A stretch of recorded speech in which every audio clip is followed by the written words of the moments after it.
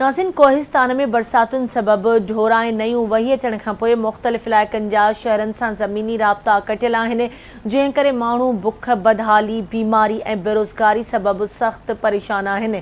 तफ़सील लाइ ॾिसूं था जामशोरे मां अली मुराद चांडियो जी रिपोर्ट। कोहिस्तान में मुसलसिल बरसातुनि दौरान ढोरा ऐं नयूं वेही अचण खां पोइ अक्सर इलाइक़नि जो शहरनि सां ज़मीनी राब्तो मुकमल तौरु कटियल आहे, जंहिं करे माण्हुनि में गुरबत, बुख, बदहाली, बीमारी ऐं बेरोज़गारी वधी वई आहे। उनखां सवाइ बरसाति मुतासिर वायर न थियण करे बेयारो मददगार बणियल आहिनि ऐं सरकारी इमदाद जा मुंतज़िर आहिनि।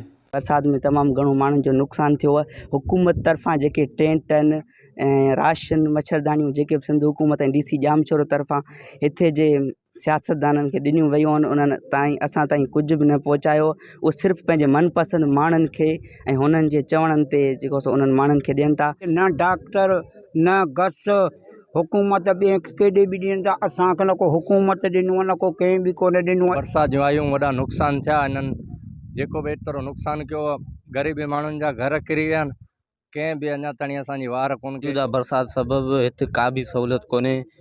DC जामशोरे तरफ़ां जेको बि मोकिलियल इमदाद हो सिर्फ़ु मनपसंदि माण्हुनि खे ॾिनो वियो आहे। ग़रीब मिसकिन माण्हुनि खे कुझु बि न मिलियो ऐं न आहे हिते डॉक्टर जी सहूलियत, न आहे बिजली, न आहे रोड ऐं घर जेके आहिनि से ॿोल में बिल्कुलु किरी विया आहिनि ऐं अॻु में को बि न पहुतो आहे हिते।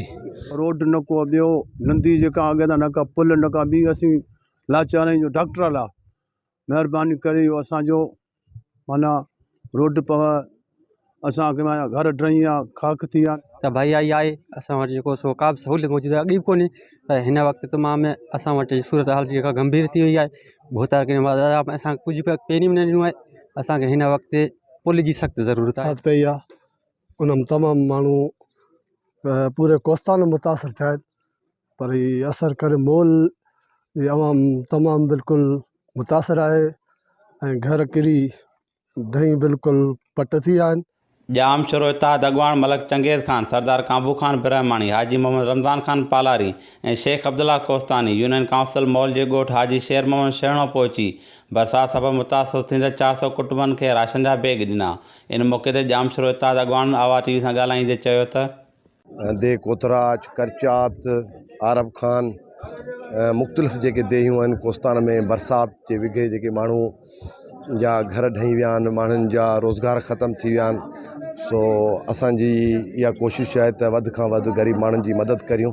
जेको माण्हू सुबुह जो कमाए थो, शाम जो खाए थो, माना अहिड़ा माण्हू, अहिड़ा ख़ानदान जेके बेरोज़गार थी विया आहिनि बरसाति में, जिन माण्हुनि जा घर किरी विया आहिनि, जिन माण्हुनि जा फ़सुल तबाह थी विया आहिनि। सो असांजी कोशिशि आहे त वधि खां वधि कोहिस्तान जे माण्हुनि जी ख़िदमत कयूं। ईअं बरसाति जा ॾुखिया रस्ता, काफ़ी मुश्किलात आहे, पर हिते जेको सिंध गवर्नमेंट जो अचे थो, कुझु राशन अचे थो या टेंट अचे थो, इनखे पसंदि या नापसंदि में कयो वञे थो। हेल्थ कोन्हे, एडुकेशन कोन्हे, बरसाति जे दौरान माण्हू किथे पहुची कोन थो, कन्विंस कोन्हे। ईअं में माण्हुनि लाइ रोज़गार करणु, बनियूं पोखणु, फसल करणु सभु शयूं मुश्किल थी पियूं। लगातार बेरोज़गारी थी वई, माण्हू तंगदस्त थी विया ऐं ॿियो लगातार मींहुं वसण जे करे कचियूं जॻहियूं या पकियूं बि कमज़ोर जॻहियूं जेके हुयूं उहे घणो मींहुं वसण सबबि किरी पियूं आहिनि, जंहिंजे करे माण्हू बेघर बि थिया आहिनि, बेरोज़गार बि थिया आहिनि।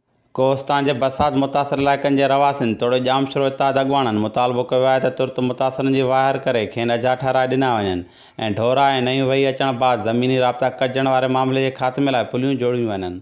अली मुराद चांडियो, आवा TV, जामशोरो।